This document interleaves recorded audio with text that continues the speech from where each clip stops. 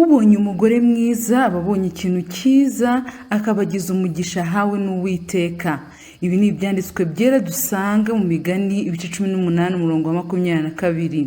Aya magambo nifashije mu gutangira iyi nkuru yakumvwa neza na Mugisha Benjamin wamaze guhabwa ku mugaragaro Uwicyeza Pamela. Umuhango wo gusaba no gukwa wabaye tariki 15 Ukuboza.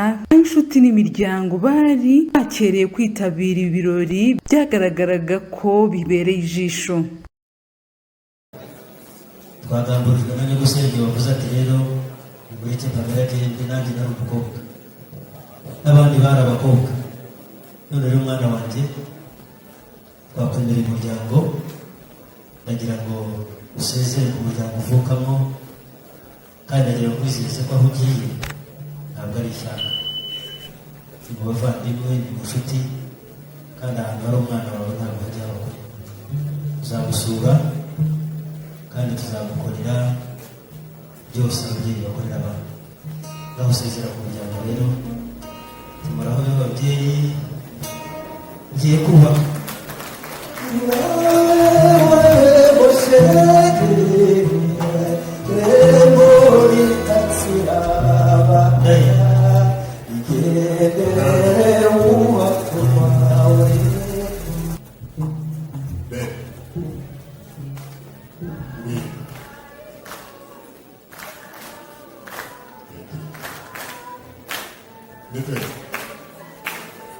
Uwini Pamela niwe washaka tugusabira Uwicyeza ndamuye nabuze.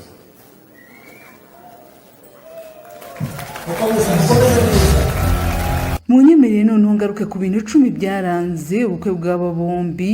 Ubukwe bwabaye kuri wa gatanu nyuma y'igihe kinini bwari bumaze butegerejwe na benshi. Ikintu cya mbere cyatunguye abatari bake, Meddy ntabwo yigeze ahaboneka. Umunyamuziki Ngabo Medali Gilbert, Meddy ni umwe mu bantu wamamaye nka Meddy, ni umwe mu bantu bari bitezwe mu bukwe bwa Divine na Pamela, ariko byageze ku munota wa nyuma atabashije kuhagera. Uyu muhanzi wamamaye mu ndirimbo zirimo Slowly yaraherutse kubwira Radio na TV10 ko amaze iminsi mu biganiro na The Ben biganisha ku kuba yaza mu Rwanda akabasha gutaha ubukwe bwe, ariko ntabwo ariko byagenze. Ntararenga kuko mugenzi we bakuranye mu buzima bugoye. Ku 23 Ukuboza 2023 nibwo azakora ubukwe, ahamya isezerano ry'imbere y'Imana mu birori bizabera muri Kigali Convention Center. Aha niho yitezwe kuboneka. Kandi gake ka kabiri, nta mukobwa watwaye ikamba rya Miss Rwanda witabiriye ubu bukwe. Uwicyeza Pamela ni umwe mu bakobwa bamenyekanye cyane muri Miss Rwanda, ahanini biturutse ku miterere ye, amaso ye n'ibindi bishitura benshi. Uyu mugore mu irushanwa rya Miss Rwanda 2019 yabashije kuboneka mu bakobwa 20 bavuyemo umukobwa wambitswe ikamba. Bwari ubwa mbere agerageje amahirwe. Muri Nzeri 2019 yabashije guserukira u Rwanda binyuze mu irushanwa rya Zuri African Queen, yitwara neza. Kuva icyo gihe ntiyongeye kugaragara mu marushanwa y'ubwiza, ahubwo yayobotse ubucuruzi bw'imyambaro binyuze mu iduka yise Prime Mama Africa. Mu bukwe bwe yaherekejwe n'abarimo Jordan Mushambokazi witabiriye Miss Rwanda 2019 na Rika Kabahinde wabaye nyampinga w'umuco Miss Heritage. Ni mu gihe mu bakobwa bakiraga abantu ari bo bazwi nka protocole harimo Mwiseneza Josiane ufite ikamba rya Miss Popularity muri Miss Rwanda 2019. Abo bombi basanzwe ari inshuti magara. Mu kiganiro yahaye Inyarwanda, Josiane yavuze yuko yishimiye intambwe mugenzi we yateye.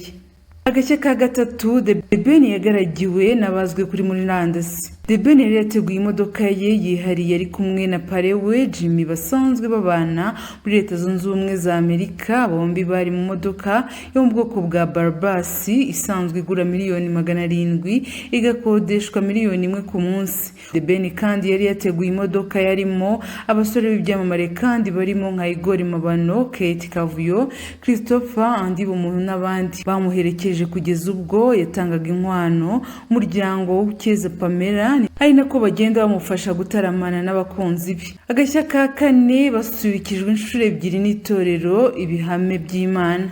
Itorero Ibihame by'Imana rigizwe n'abahungu gusa b'intore batanze ibyishimo bisendereye nyuma yo kwigaragaza mu byiciro bibiri. Babanje kwigaragaza mbere y'uko Ukeza Pamela agera mu byicaro yari yateguriwe, bongera kubyina ubwo Pamela yamaraga gusanganira The Ben. Iri torero rizwi cyane muri iki gihe ryifashishije indirimbo n'imbyino bya Kinyarwanda byakoze benshi ku mutima, bishimira uko babasusurukije. Ibihame by'Imana bari kwitegura gukora igitaramo cyabo muri Mutarama. Iri torero ryatangiye muri 2013 rigamije kwigisha umuco nyarwanda kuko abaritangije n'abantu bakuriye muri uwo muco, bakoze amateka menshi cyane mu kubyina Ikinyarwanda. Ibihame by'Imana bamaze kubyina mu bitaramo bitandukanye nko muri Hobe Rwanda, igitaramo Inganzo Yaratabaye cya Jules Sentore n'ibindi bitaramo bitandukanye. Akandi gashya ka gatanu, umwana yambuye mikrofone. Umukobwa w'imyaka 17 y'amavuko wageragezaga kuyugayuga Ukeza Pamela yifashishije ibihozo, yambuwe indangururamajwi n'umusangizo w'amagambo.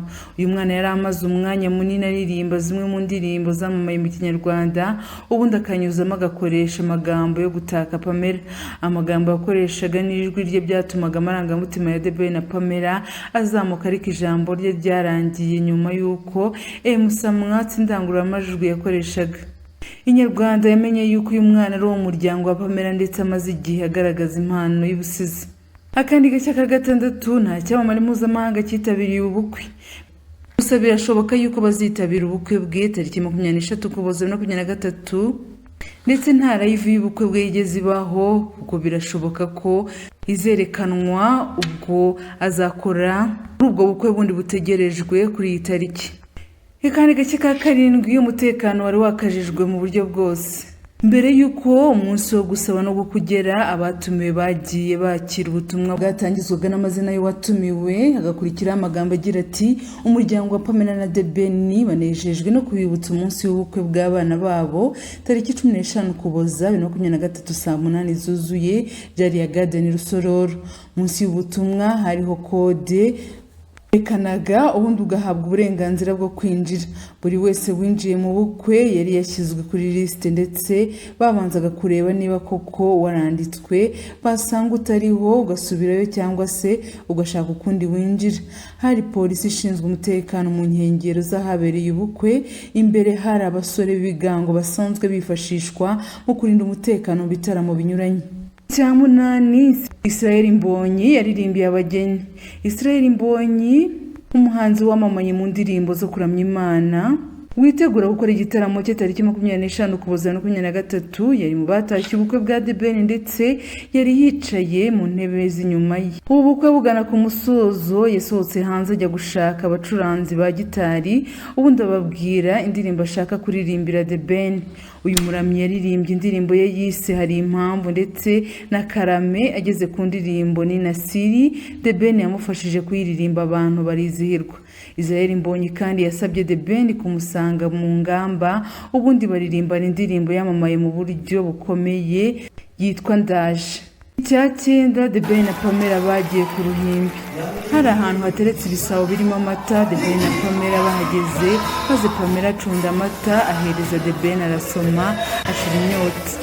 Aha byavuzwe yuko ari ikimenyetso kigaragaza ko urugo rwabo ruzaba urugendwa kandi bazatunga batunganirwe. Agashya ka 10 nako dusorezaho, Masamba yinjije Pamela asanganira na The Ben. Umuhanzi wagwije ibigwi umuziki w'u Rwanda, Masamba Intore, niwe waririmbye ubwo Ukeza Pamela yasanganiraga umukunzi we The Ben. Masamba yaririmbye zimwe mu ndirimbo ze z'ibihozo, aririmbira Pamela asanganira umukunzi we The Ben mu bukwe hagati Masamba yasabye The Ben kwegera imbere bafatanya kubyina, anasaba Uwikeza kumusanga mu ngamba bafatanya kubyina. Umunyamuziki wamamaye mu ndirimbo zirimo Kanjogera yahise afata indege yerekeza hanze y'u Rwanda kuko hari ubundi bukwe yagombaga kuririmbamo. Nk'uko The Ben yabitangaje ku rubuga rwabo The Ben and Pamela, bigaragara ko aba bombi bahuye tariki 24 Ugushyingo 2019 bahuriye mu mujyi wa Nairobi muri Kenya. Avuga ko icyo gihe byabaye amagambo y'urukundo yari yuzuye umutima we atabasha gusobanura, kandi ko umwanya bamaranye wabaye intangiriro y'urugo bagiye gushinga. Uyu muhanzi wamamaye mu ndirimbo zirimo Habib avuga yuko kuri uriya munsi inseko n'uburyo Pamela yamuganirizaga byasize ibyishimo by'urwibutso muri we adashobora kwibagirwa. Yagize ati kuva kuri uriya munsi umutima ntiwari ukiri uwanjye ahubwo wahise ubuwe. Mu gukomeza gutaka umukunzi we The Ben yakomeje agira ati 2019 uko twahuye tariki 24 Ugushyingo 2019 mu mutima w'umujyi wa Nairobi Kenya, niho ururimi rw'urukundo rwabombokiye. Ubwiza bwe bumurikiwe n'ibijojoba by'imvura byantwaye roho, inseko ye n'imyitwarire itangaje byasize ishusho y'umunezero muri njye ntari kubasha kwirengagiza. Uko twahuzaga amaso nahise mbona hazaza ndi kumwe nawe. Kuva uwo munsi umutima ntabwo wari ukiri uwanjye ahubwo wabaye uwe. Ku rundi ruhande Pamela asobanura ko bwa mbere ahura na The Ben ari umunsi adashobora kuzibagirwa. Uyu mukobwa wamamaye mu marushanwa ya Miss Rwanda yavuze ko yahuye na The Ben ari ku munsi wa gatatu w'icyumweru, kandi ko icyo gihe imvura yagwaga. Akavuga ko ari ibihe byaranzwe no kurebana akana ko mu jisho. Ati ijwi rye, ubu umuntu muri we, ukuntu yanganirizaga mu bitwenge n'ukuntu yahumuraga ni ibintu byari birenze. Pamela anavuga yuko hari igihe The Ben yamusohokanye bajya kureba filime, ibintu avuga yuko byatumye mukunda kurushaho. Uyu mukobwa yumvikanisha ko ahura na The Ben yari ahatanye mu marushanwa y'ubwiza ya Miss Africa, ariko ko atigeze amuburira umwanya. Ati buri gihe atuma mpora nseka ku buryo kwishira byangora, ibindi bisigaye ni amateka. Pamela yavuze ko muri 2022 ubwo The Ben yamwambikaga impeta ari ibihe adashobora kwibagirwa. Yavuze yuko icyo gihe bahuriye muri Maldives ubwo bari mu biruhuko. Akomeza ati kugeza ubu sindibagirwa bya bihe twagiye mu birwa bya Maldives kuko twese dukunda gutembera cyane. Ubwo umukunzi wanjye yansabaga ko twabana afite impeta nziza hagati mu nyanja y'Abahinde. Navuze nti yego, n'ibyishimo byinshi ari nako mwongorera mu matwi nti mbega igihe cyiza cyo kubaho. The Ben na Pamela bavuga yuko ari ibyishimo by'ubuziraherezo kuba bagiye gutera intambwe yo kubana nk'umugabo n'umugore, kandi basaba Imana ko yakomeza kubaherekeza muri ibi birori byabo by'agatangaza bari gutegura, byabanjirijwe n'urugendo rudasanzwe rw'urukundo rwabo. Bavuga yuko bashima Imana abantu babashyigikiye bari mu bice bitandukanye byo ku isi, kandi bazishimira kubana na buri umwe ku munsi udasanzwe mu buzima bwabo, dore yuko bateganya gukora ibindi birori tariki 23 Ukuboza 2023 muri Kigali Convention Center.